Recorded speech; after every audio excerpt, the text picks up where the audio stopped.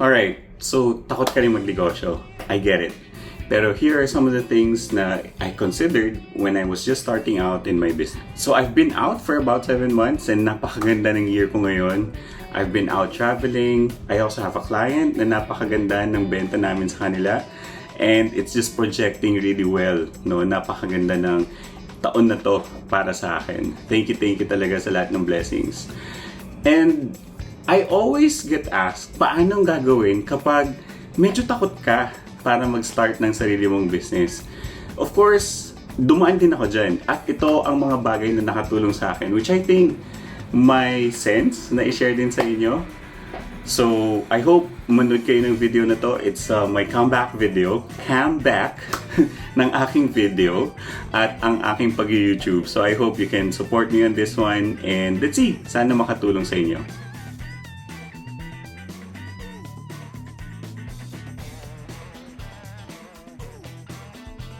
Alamin natin kung saan nanggagaling nga ba yung takot na yan.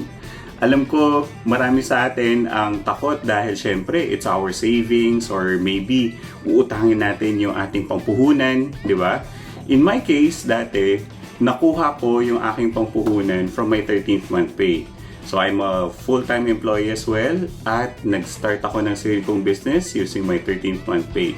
Maliit lang ang kapital, 21,000 pesos, and ngayon, more than that na talaga yung kinikita ko on a monthly basis as well. And I never regretted na nag-start ako ng sarili kong business. Now, you have to consider for a fact kung saan mo nga ba kukunin ang iyong pangkapital. Some of you may say na kukunin nila sa kanilang savings, which is good. Savings is always good. Ang iba siguro sa inyo, mag-iisip na kumuha ng loan.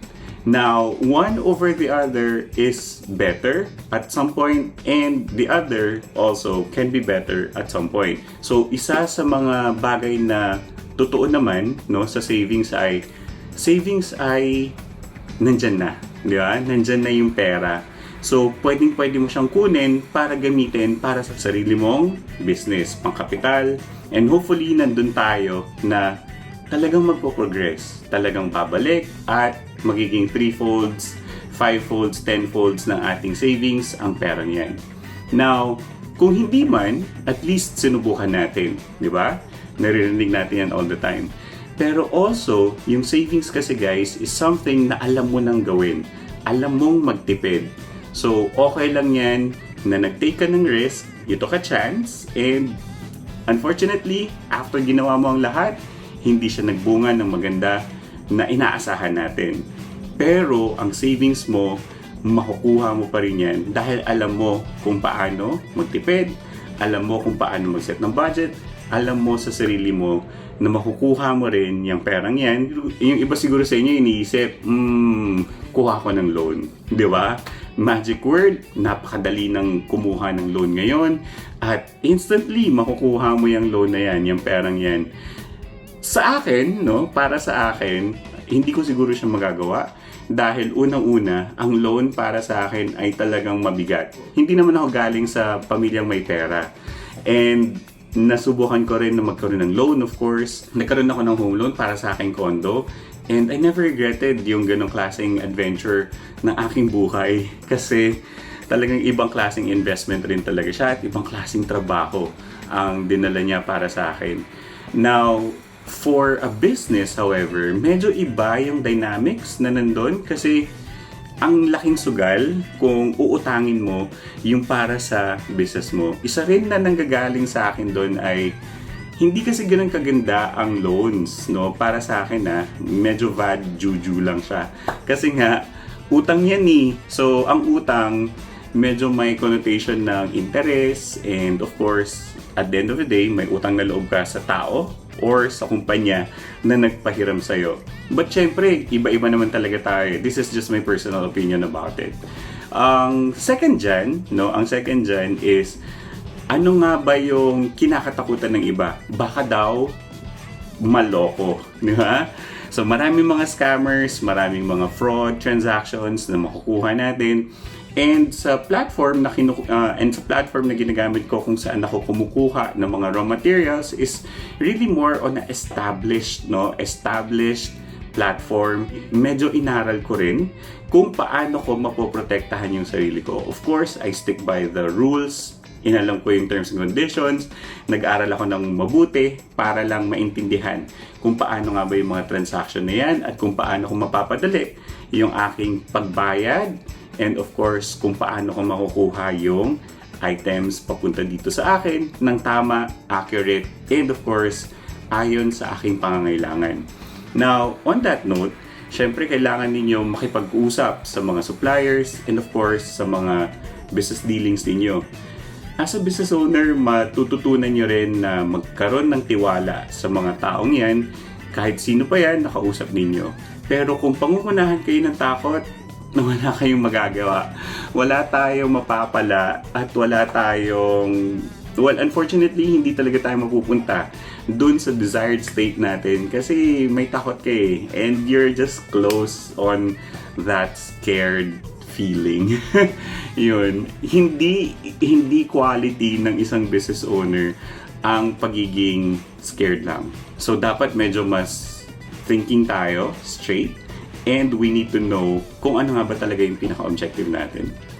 Lastly, ang isang lagi nilang sinasabi sa akin is, takot sila dahil wala silang time. Time is a very scarce resource, hindi natin siya nabibili. Kahit gaano pa tayo kayaman sa mundo, hindi natin mabibili ang oras. Di ba?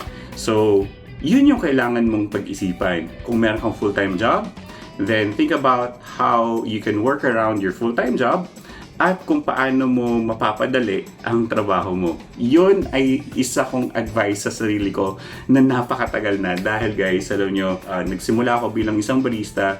I worked as a call center agent as well.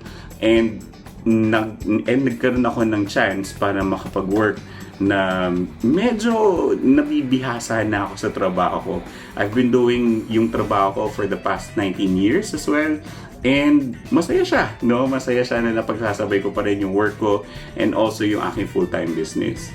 As a matter of fact, I'm really considering, no? These days, I'm really considering kung retirement years ko na ba or what. Pero grabe, it feels like I'm still young to retire. Pero it's also something na kailangan ko rin talagang tanggapin kasi medyo malaki na rin talaga yung demand ng aking business.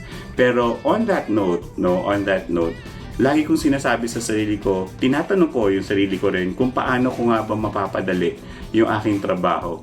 Ang pagkakaroon ng business is something na dapat magawa ng isang taong tamad. Di ba? Bakit tamad? Kasi tamad siyang magtrabaho. Tamad siyang magsuporta sa pangarap ng ibang tao. And gusto niya magkaroon ng chance na para sa sarili niya naman. Yun yung sinabi ko sa sarili ko.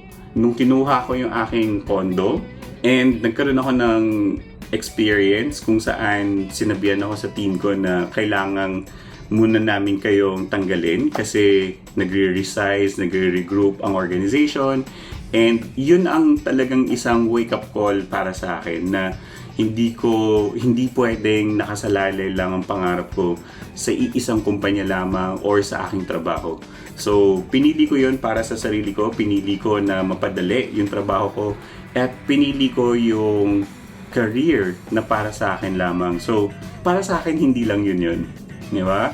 Pangarap ko talaga magkaroon ng aking sariling business, magkaroon ng bahay, magkaroon ng magandang time para sa sarili ko. And ngayon, I'm slowly achieving yung aking pangarap sa buhay. I'm actually living my dream. I'm living my ambitions, no? Talagang yun yung pinagtrabahuan ko ng mabuti. And I'm very happy, no? I'm very happy kung saan siya, kung ano yung estado ng aking business, at kung anong estado ko rin, sa aking trabaho. So, okay lang yan. Kanya-kanya lang talaga yan.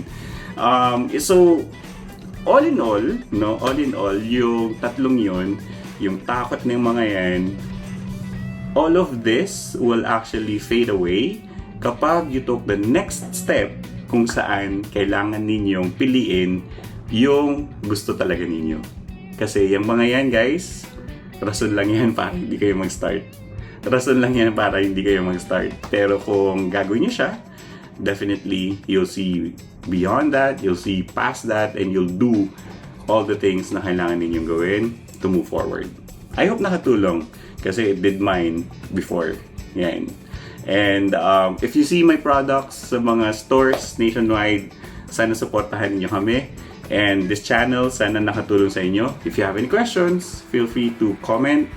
And I'll be there to answer them. No? And I'll be there to answer them. And definitely, if this is something na gusto ninyo marinig pa, then consider subscribing. Maraming salamat. I'll see you sa susunod. Bye-bye.